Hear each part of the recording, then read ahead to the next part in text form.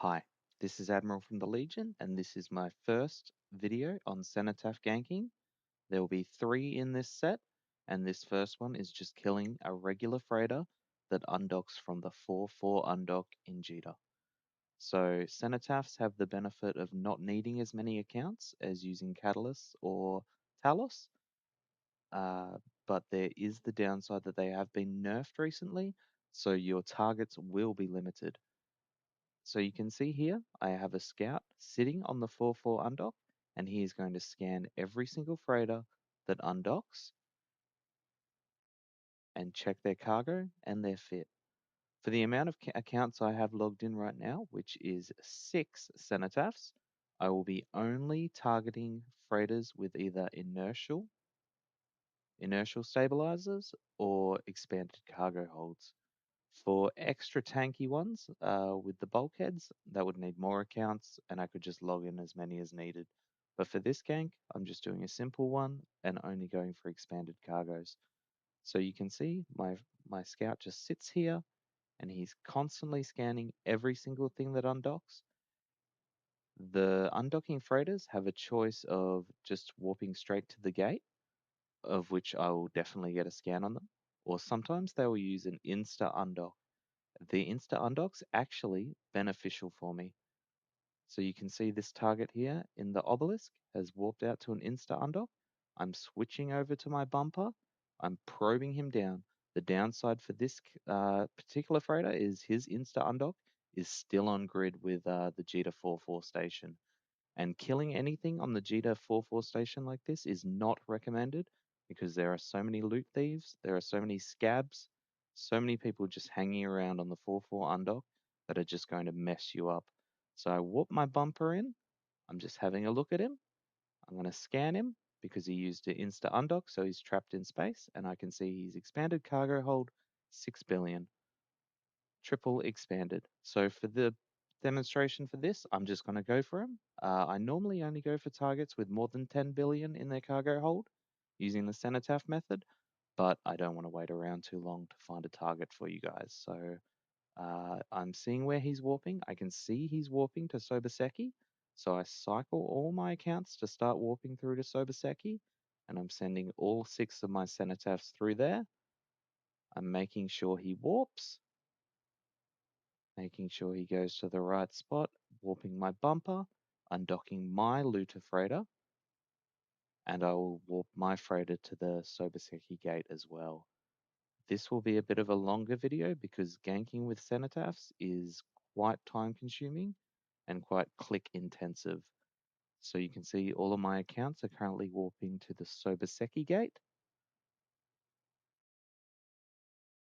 Sobaseki is probably one of the better gates to jump through after Jita because it's a 0.8 security space, which gives you a little bit more leeway on some things. So you can see my Cenotaphs are jumping in.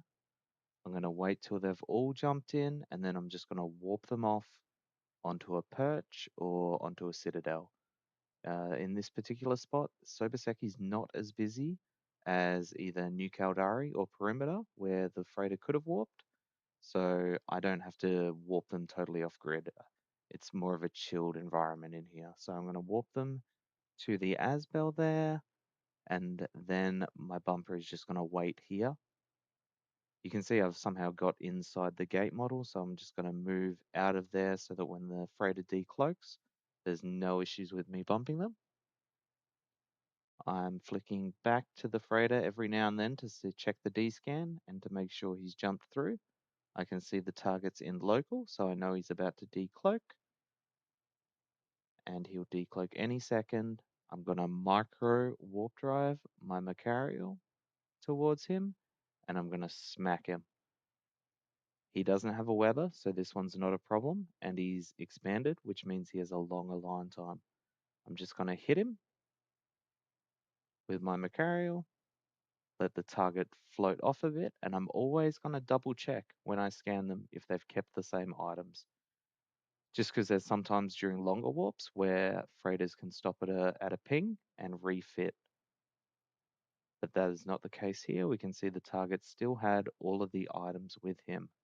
So I'm going to warp one of my Cenotaph to my bumper. And while that's happening, I'm just going to go in and tap the obelisk again. So my main aim for the bumping is I need to be bumping him away from anything he could be aligning to. There needs to be empty space behind him that I'm hitting him towards. So you can see I land my Cenotaph, I'm warp driving towards him, and as soon as I get close enough, I'm going to activate the breacher pod and the tackle, which is the point.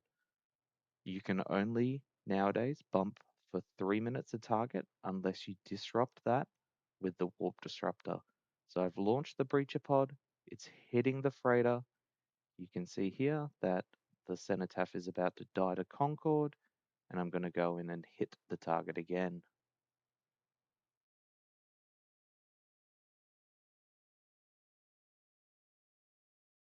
After the recent nerfs, the Cenotaphs are worth about 700 million fitted each as of the recording of this video. So you can do your own math on what you need to send for each freighter to be worth the gank. So you can see here that I'm just trying to line up my freighter for another bump while warping off one of my pods.